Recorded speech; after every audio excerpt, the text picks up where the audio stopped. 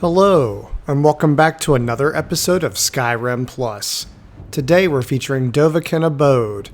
Let's check out the map. Here we are at Dovahkin Abode. We're on the island of Solstheim from the Dragonborn DLC. Here's Raven Rock, we're near White Ridge Barrow, and here we are again at Dovahkin Abode. Before we start the tour of the grounds, I wanted to show you where a few things were in relationship to the home. Up the hill we have White Ridge Barrow, which is the quest where you can get access to the spider imbuing chamber. Up the hill from that is an unmarked location of Solstheim. It looks really beautiful at nighttime. And then if we went a little further back, do you know what this is, experienced players? This is where you can return the skull of Karstag and then fight him. For those of you who don't know, he is one of the hardest enemies in the game. I'd say he or the Ebony Warrior are the two toughest for me. Okay, let's get out of harm's way and head back home. It's always good to know what's nearby. Let's drop down and check out the grounds.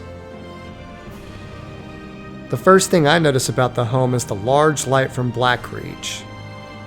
That really is a standout feature. And as we cross this bridge, I can't help but to notice the dark elf lanterns and plants stretched across the roof. The mod's creator, Skyrim Boohoo, loves to use those plants on his roofs. And check out the view of that waterfall. The water pours down into the ocean, and check out that view we have. Amazing. As we continue, we have 2 flower beds with 6 fertile soils. I've planted mine up already, but you can plant whatever you want. As we continue, here's our wood chopping block. And there's the front door with a closer look at that Blackreach light. That bench gives you a good view of your flower bed and the waterfall. Check out how the light seeps through the roof and plants to cast those interesting shadows on the ground. You have an outdoor bar facing the ocean with stools to seat 4, and in this corner you have benches with some candlelight. Through this next door we have a full smithing suite with a grindstone and tanning rack, workbench, anvil, and smelter. And look at that breathtaking view. If that doesn't inspire you to save the world, I don't know what will. As appealing as the outside is, the inside has some great features too. Let's check them out. As we enter, we see a menacing dragon skull mounted above our dining room table. But that's no regular dining room table. On this placemat, you'll find the home's alchemy lab. I overlooked that quite a few times, so I wanted to make sure to show you. And in the corner, you have some kind of a unique vine plant. I'm not really sure what that is, but it looks really neat. There's the doorway to the bedroom, but we're not ready for that quite yet. And in the corner, you have some more storage, and a few skill books. That's a nice perk to have. There's our front door again, and above it is the light from Blackreach.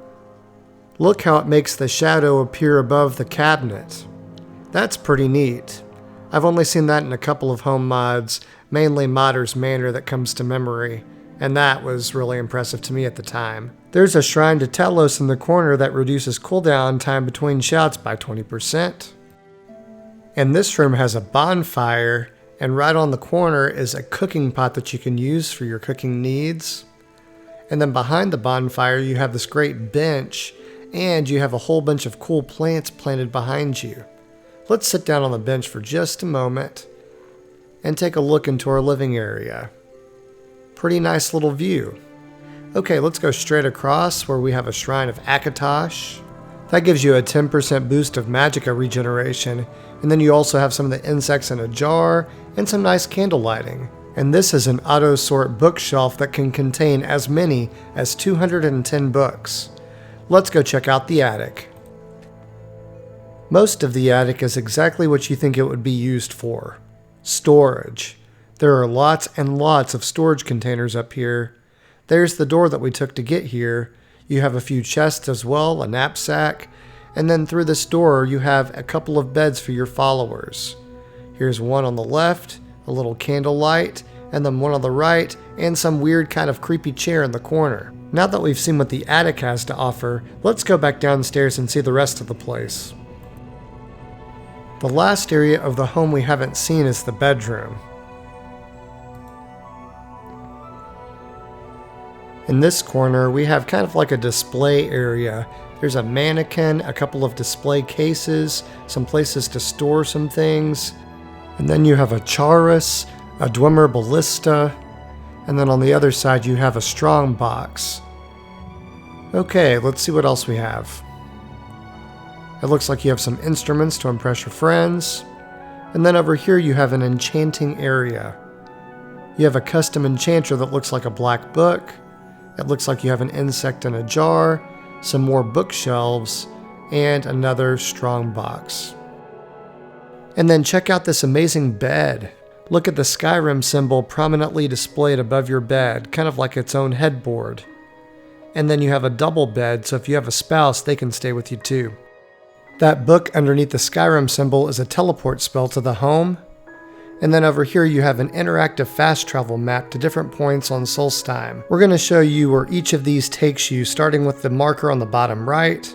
This takes you back to Skyrim, specifically the Windhelm docks.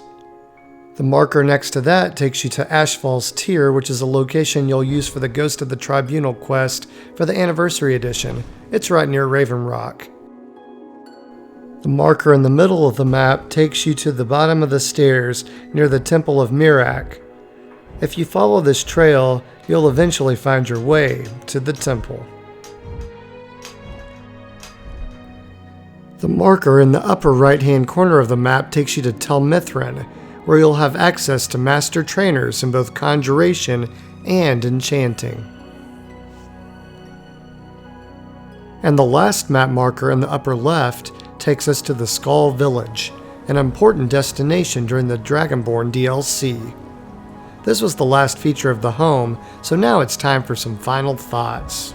Skyrim Boohoo gave us another winner, spreading his influence to Solstheim, where he gave us a home with convenience to a lot of interesting spots, great views, all expected crafting, beds for 2 followers and a spouse, a couple of shrines, 6 soils, a cooking pot, a woodchopping block, a teleport spell, and an interactive map. I'll leave links to his other homes I've covered in the description in case you're curious. I hope you liked this one. This concludes our tour of Dovahkin Abode. If you enjoyed the show, please click the like button and leave a comment with your thoughts. To see more of my past tours, click the playlist on the top left. To see my future content, click the channel icon on the bottom left to subscribe. And to never miss an episode, click the bell icon to receive notifications of when I post. As always, thanks for watching. I'll catch you on the next episode.